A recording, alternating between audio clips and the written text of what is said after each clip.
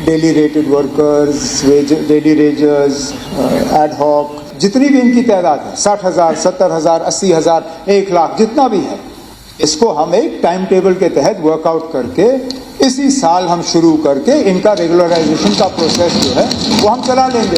रातों रात हम कर नहीं सकते ना। जो आप लोग 3.5 साल में अपनी हुकूमत में नहीं कर सके, आपको क्या लगता है कि हम 6 महीने में कर लेंगे? और मैं इन मुलाजमों को धोखे में रखने के लिए तैयार नहीं हूं कि बस जी हमने बस एक ही कलम के दस्तखत से जो है हम आपका रेगुलराइजेशन कर लेंगे। अब ये हमने क्या दिया है, अब आगे आगे जैसे कमेटी की रिपोर्ट आ जाती है, सारा ग्राउंड वर्क तैयार हो जाता है, ट्रांसपेरेंट तरीके से जो है ये सारी चीजें हम लोगों के सामने जो है हम रख लेंगे।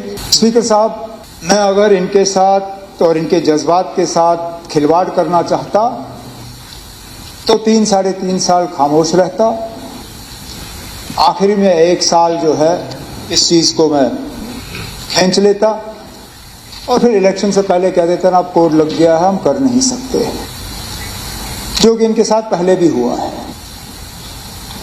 ये डेली रेटेड वेजर्स जो हैं, ये temporary workers, seasonal, ad hoc, ये अभी के लगे हुए नहीं हैं, लगातार पिछले 20, 30, 40 साल से लगते आए हैं। लेकिन हकीकत ये भी है कि कोई हुकूमत जो है इनका मसला हल नहीं कर सकी।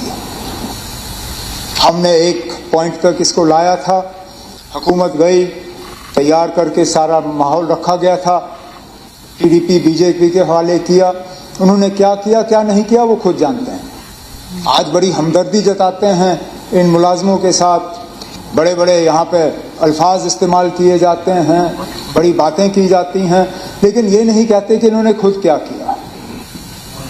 लगभग ना होने के बराबर। इनके पास भी फिगर्स हैं, हमारे पास भी फिगर्स हैं। अगर कुछ खास किया होता तो मसला इतना बड़ा बनता नहीं। अब मसला हल हो और इस तरह से हल हो कि ना ये अदालत में फंसे, ना फाइनेंस डिपार्टमेंट में फंसे, ये हमारे लिए एक चैलेंज बना हुआ है। क्योंकि हम ये नहीं चाहते कि यहाँ से कोई पॉलिसी हम अनाउंस करें, अदालत में जाके वो फंसे और इनका काम जो है वहाँ रुक जाए। इसलिए मैंने हाउस से कहा था कि चीफ सेक्रेटरी की निगरानी में एक कमेटी हम कायम करेंगे। सही, हमने उनको 6 महीने दिया था, लेकिन 6 महीने में वो अपना काम मुकम्मल कर नहीं पाए। उन्होंने वक्त और मांगा, जो हमने कहा ठीक है आप कर लीजिए। लेकिन मैंने बजट के दौरान, पहले तो ऑनरेबल लेफ्टिनेंट गवर्नर साहब के खुतबे के डिस्कशन के दौरान और उसके बाद बजट के दौरान मैंने कहा ना, इन लोगों के रेगुलराइजेशन का सिलसिला एक लीगल फाइनेंशियली वायबल तरीके से इंशाल्लाह हम इस फाइनेंशियल ईयर में शुरू करेंगे।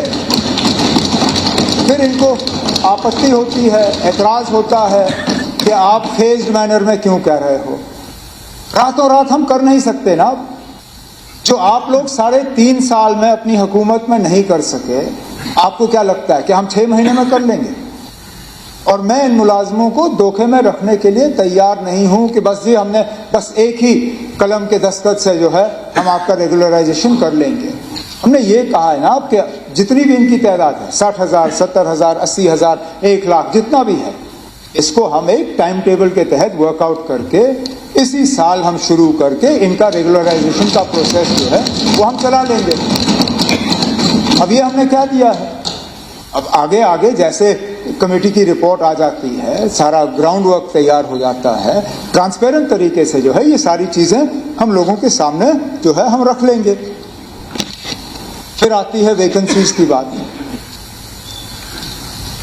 मैं यहाँ पॉलिटिकल तकरीर करने खड़ा नहीं हुआ हूँ। स्पीकर साहब, ये सही है, हमने कहा है कि हम लोगों को नौकरी में लगाएंगे और शुरुआत भी की। क्रिएशन और अपॉइंटमेंट में फर्क है। हमने ज्यादा पोस्ट क्रिएट नहीं किए, ठीक है, हमने 600-700 क्रिएट किए होंगे, लेकिन हमने उससे कहीं गुना ज्यादा पोस्ट भरे हैं। हमने 6,000, 6,500 के आसपास जो है पोस्टें भरी हैं।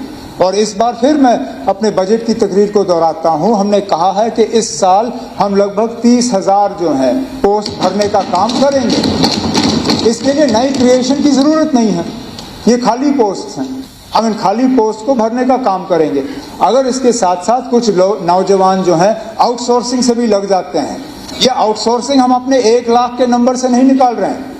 मैं ये नहीं कह रहा हूं कि ना वो 1 लाख में से अब आप ये 20,000 आउटसोर्सिंग निकाल दीजिए, वो बोनस के तौर पे मान लीजिए, क्योंकि ठीक है ना, हम उसको नौकरी नहीं मानते, लेकिन कम से कम कमा तो रहे हैं, कुछ तो वो ले रहे हैं। आउटसोर्सिंग ही सही, लेकिन कम से कम इज्जत की रोजी रोटी वो कमाने का उनका घर बार तो है, वो चल रहा है।